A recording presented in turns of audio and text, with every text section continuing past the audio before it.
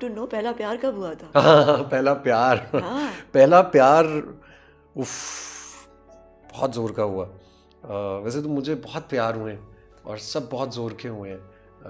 यानी वो हुए कि मैं सोचता था कि बस शादी करनी है मैं। क्योंकि जो एक एंग्री शख्स होता है हाँ, ना, उसे प्यार वो भी समझता है बहुत। कि यही मुझे बस समझ जाएगा, हाँ हाँ है ना? हाँ, बिल्कुल। इसी लड़की को पता होगा कि मेरे अंदर क्या अलाव जल रहे हैं। मैं आपको बताऊं, मुझे जो मेरा जो जिंदगी में एक दफ़ा ही दिल टूटा है और वो मेरे पहले प्यार में ही टूटा था। उसके बाद मैं बिल्कुल ठीक हो गया था। यानी मुझे समझ आ गई थी कि क्या करना है, फिर दिल, डूज एंड डोंट्स क्या है। अच्छा, तो वो तो फिर दिल टूटा और फिर दिल तोड़े। दिल, मैं कभी किसी का दिल नहीं तोड़ सका। आज ये आपका जो भी मेरा इंटरव्यू देखेंगी, अगर कोई भी मुझ में से देखेंगी तो वो ये बता सकती हैं, ये बात मैं कह सकता हूँ, मैंने दिल नहीं तोड़ा, मुझसे तोड़ा ही नहीं जाता था। मैं अगर ऑफ भी हो जाता था तो मैं बस तरीके ढूंढता था कि आप मेरा दिल तोड़ दो किसी तरह, आप इस खुशी के साथ जाओ कि मैंने उसका दिल तोड़ा है। मुझसे नहीं कहा जाएगा कि इट्स ओवर, मुझसे नहीं कहा जाएगा it's not you it's me. ये मैं कभी कह नहीं सका, किसी को भी नहीं कह सका, चाहे मैं अजियत में क्यों ना हूं किसी इंसान के साथ। मैं कभी भी ये बात नहीं कर सका कि आप बस सब आप जाएं, मुझसे नहीं कहा गया। पहली बार जिस लड़की जो जो जो पहला प्यार मैं जिनसे कहूँगा, मैंने 3 साल I just waited for her very quietly and I did nothing at all. बस देखता था रोज़ स्कूल में, वो आती थी और जाती थी और मैं देखता था बस। 3 साल के बाद मैं इतनी हिम्मत आई थी कि क्या मैं किया था? गुलाब का फूल दिया? नहीं, मैंने सिर्फ कॉल की थी और मैंने उससे कहा था कि खुशबू से मैं भरा हुआ खत? मेरा नाम ये है और आप मुझे अच्छी लगती हो तो बस इससे ज़्यादा मैं कुछ नहीं कह सकता।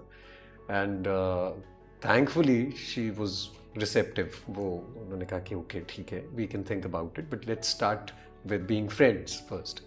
एंड शी वाज मैच्योर मुझसे मेंटली। आई थिंक लड़कियां ज़रा ज़्यादा जल्दी मेंटली मैच्योर होती हैं। तो वो 1 साल बहुत रिलीजियसली चला था और उसके बाद फिर जब उन्होंने मुझे डिच किया तो मेरा बहुत दिल टूटा और बड़े किस्से हैं मेरे कज़न्स के फिर क्या किया था? सामने मेरे रोने धोने के और ड्रामे करने के इस बात के कि भाई तो ज़िंदगी ख़त्म हो गई है, वो चली गई है। मेरे कज़न्स आज तक मुझे छेड़ते हैं इस बात पे कि आप रोए थे उस दिन यूँ। उसके बाद बस फिर थिंग्स वर स्मूथ, बहुत अच्छा सब चलता रहा है। मैंने उस बहुत सीखा था उस 1 साल में। बस फिर उसके बाद जो प्यार, असल प्यार है, मुझे लगता है वो मुझे मेरी बीवी से ही हुआ है। और ये कहाँ मिली थी? ये बस लक थी मेरी, I think. She is such a nice person और जिस तरह उसने मेरी लाइफ को, मेरे एंगर को, मेरे पैशन को एक डायरेक्शन दी, वो उसके अलावा और कोई नहीं दे सकता था। Because I was completely lost जब मेरी मुलाकात हुई थी हमना Why do you say कि you were lost? कि अगर अच्छे पढ़ाई हो रही है, नहीं, सब कुछ ठीक चल रहा है। I was lost because मैं अपने अब्बा की विल के अगेंस्ट एक्टर बनना चाह रहा था और वो चाह रहे थे कि वो चाह रहा था कि मैं पढ़ाई पे ही रहूं और फिर उसके बाद मैं तो किया, तो डबल मेजर किया, LLB किया, इतना कुछ किया, सब कुछ कर लिया, बट वो चाहते थे मैं एक्टर ना बनूं। And rightly so, as a father he was protective about me और उन्हें लगता था कि इतनी तकलीफ से ना गुजरूं। एंड देन ये करियर बहुत अनसर्टेनिटी होती है इस टेलीविज़न के करियर। अब तो खैर बहुत बेहतर हो गया, बट 5 साल 6 साल 7 साल पहले भी इतना ख़ास नहीं था सब कुछ कि आप सर्टन होते। तो क्यों नहीं कह पाते थे वसीम को कि मुझे यही करना है? आप क्यों नहीं समझ रहे हैं? मैं क्या गुस्सा टेक ओवर कर लेता था? नहीं, मुझे लगता है कि मैं आज तक नहीं कह सकता अपने अब्बा को कि मुझे ये करना है। अगर मैंने एक प्लान किया हुआ है फॉर एग्जांपल कुछ भी, और वो कह दे कि ये चीज़ नहीं हो सकती है, ये तुमने नहीं करनी है, तो मैं नहीं, आज दिन तक मैं नहीं कह सकता कि नहीं जी मैंने तो करनी है। मैं पूरी दुनिया के सामने बड़ा क्लियर हो जाता हूँ। लेकिन बात तो कर सकते हैं ना? नहीं, बात करते हैं, जैसे फिर एक तरीका होता वो है। मैं फिर अपनी बहनों से या अपनी बीवी से या अपनी वालदा से कहता हूँ कि यार आप ज़रा कह दें, बात कान में डालें, और अगर कुछ बात बनती है तो मैं फिर मैं बात कर लूँगा, अगर मुझे नज़र आए कि इस पर डिस्कशन हो सकती है। और ऐसा नहीं है कि वो शन कह देते हैं और वो कहते हैं कि अब कोई बात नहीं होगी, बट एक generally I don't know, it's I think it's एक झिझक है, it's a lot of respect and lot of care कि यार मेरी किसी बात से उनका दिल ना दुखे.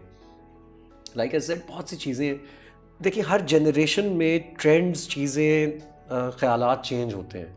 आई थिंक एवरी 10 years चीज़ें क्योंकि इतनी तेज़ी से इवॉल्व हो रही हैं कि सब कुछ चेंज होना शुरू हो जाता है. आपकी पढ़ाई भी चेंज हो जाती है, आपकी बुक्स चेंज होती हैं, आपकी मेंटालिटी चेंज होती है. सो आपका डिफरेंस ऑफ ओपिनियन तो आएगा ही आएगा, क्योंकि आपका जनरेशन गैप है. पेरेंट्स के साथ डिफरेंस ऑफ ओपिनियन आना गलत बात नहीं है, क्योंकि आप दोनों में से कोई एक सीखेगा. या वो सीखेंगे या आप सीखेंगे, कोई तो सीखेगा. सो किसी भी चीज़ में आप सीख रहे हैं तो वो अच्छी चीज़ है, वो बुरी चीज़ नहीं है. अगर आज हम इस गुफ्तगू से मैं कुछ सीख कर जाऊँगा तो वो एक अच्छी चीज़ होगी मेरी ज़िंदगी के लिए. मैं कुछ तो सीखूँगा अपनी लाइफ में, आज का दिन ज़ाया नहीं जाएगा. सो मुझे लगता है कि हम इतना, और फिर दूसरी बात ये है कि मैं अपनी ज़िंदगी अपने तरीके से गुजार रहा हूँ. मैं आज एक एक्टर हूँ. मगर क्या चीज़ थी जो मजबूर करती थी कि अदाकारी करनी, अदाकार बनना है? ये बहुत इंटरेस्टिंग बात है. ये क्या चीज़ थी, मतलब क्या था वो ड्रॉ? वो था fame, popularity, the Glitz and glam of the field. मगर किस तरह, मतलब? क्योंकि मैं अपने दादा के साथ जब सुबह को उठता था तो हमारे लॉन में एक मजमा होता था जो सिर्फ उनसे एक दफ़ा यूँ वेव लेने के लिए आया होता था. और मैं इतना छोटा था कि मुझे ये बात समझने में वक्त लगा, और जब मुझे समझ में आ गई कि लोग क्यों आते हैं, तो मेरे लिए बड़ा फैसिनेटिंग था उनके साथ रोज़ बाहर जाना और खड़े होके वेव करना लोगों को, और हाथ मिलाना, और कोई हाथ मिला के चूम रहा है, कोई दुआएं दे रहा है, कोई कुछ कह रहा है, and they were all over him. उसके बाद अब्बा के साथ निकलना, उनका उस वक्त उनकी अपनी पीक चल रही थी, अपनी जनरेशन में उनकी पीक देखना, तो वो इतना पार्ट ऑफ माई सिस्टम बन चुका था कि मुझे लगता था कि now the responsibility lies on me. मुझे कैरी करना है इस चीज़ को आगे. और आई वॉज सो श्योर कि मेरे अब्बा तो मुझे एक्टर बनने देंगे. आई रिमेंबर कि मैं औरंगज़ेब लगारी साहब बैठे हुए थे गाड़ी में और मैं पीछे बैठा हुआ था, तो उन्होंने मुझसे, और अब्बा ड्राइव कर रहे थे, उनको छोड़ना था, ड्रॉप करना था, तो उन्होंने मुझसे पूछा कि बेटा आपने क्या बनना है बड़े होके? तो मैंने कहा मैंने एक्टर बनना है, हीरो बनना है बड़े होके. तो तब तक मेरा जो वो महल था वो खड़ा हो चुका हुआ था कि मैंने एक्टर बनना है, हीरो बनना है. और अब्बा ने मुझे डांटा कि नहीं तुमने पढ़ाई करनी है. तो उन्होंने पंजाबी में लगारी साहब को कहा कि मैं सोचिए इन्हों CSS कराना है, तो अफसर बनेगा है, CSS करेगा. तो वो वहाँ पे मुझे पहली बार रियलाइज़ हुआ था कि ओहो ये तो मसला है. एंड पहली बार मैंने उनसे बस ये शादी से पहले कहा था कि बस अब मैं एक्टर ही बनना है, मुझे अब छोड़ दें, अब माफ़ कर दें. मैं नौकरी नहीं कर रहा, मैं छोड़ रहा हूँ, मैं एक्टर बनने जा रहा हूँ. जिस पे उन्होंने एंड मुझे लगता है उनका वो उस वक्त मुझे चीज़ बुरी लगी थी शायद, लेकिन वो बिल्कुल ठीक थी कि उन्होंने कहा था कि यार तुमने एक्टर बनना है, फाइनली मैं तुम्हें कहता हूँ जाओ बन जाओ एक्टर. बट 2 चीज़ें याद रखना. मैं कहीं तुम्हारे लिए बात नहीं करूँगा, किसी से बात नहीं करूँगा. मैं किसी प्रोड्यूसर डायरेक्टर को फ़ोन करके ये नहीं कहूँगा कि मेरा बेटा आ रहा है, आप इससे काम करवाएं. और B, आप और मैं जो हमारा रिलेशनशिप है उसको कहीं कैश करने की आप खुद कोशिश नहीं करेंगे कि मैं कौन हूँ और आए मुझसे मिलें. आप जाएं, ऑडिशंस दें, मिलें, and if you are capable you will get the work that you deserve. फिर लोगों को पता चले तो मुझे खुशी होगी.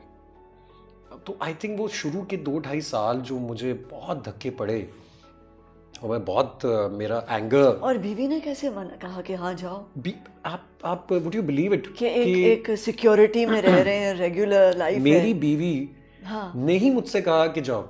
शादी से पहले जब हमारी शादी में 3-4 महीने रह गए थे, तो वो जानती थी मुझे, मेरे साथ काम करती थी सॉरी मेरे साथ काम करती थी वो चैनल में एक. उसको पता था कि मैं एक्टर बनना चाहता हूँ. शादी से 3 महीने पहले उसने मुझसे कहा कि I think you should quit your job and work on your physique and go and be an actor. और मैं आई वाज सरप्राइज्ड कि ये कैसे